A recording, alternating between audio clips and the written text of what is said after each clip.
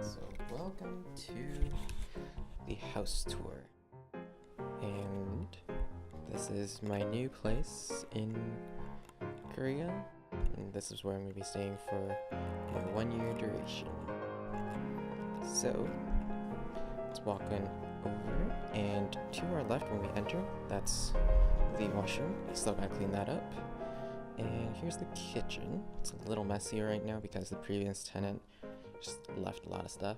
Gotta clean that up. Fridge, TV, bed. We actually got a laundry room, like right up there.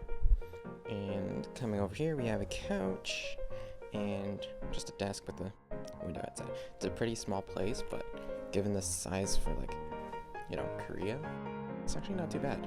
So I'll just do a quick little swivel and kind of get a sense of how big this place is. So in here, it's kind of like more of like a storage, and all the accessories like a fan, vacuum cleaner, all there. Drying rack, and all your detergents. And here is the closet, so you can fit like all the clothes that you need, jackets and whatnot. This is just like this little cabinet for like stationery items. Same thing for that. So yeah, this is basically my place. But I'll cut to some footage of the outside, and you guys can just take a look at what it looks like outside.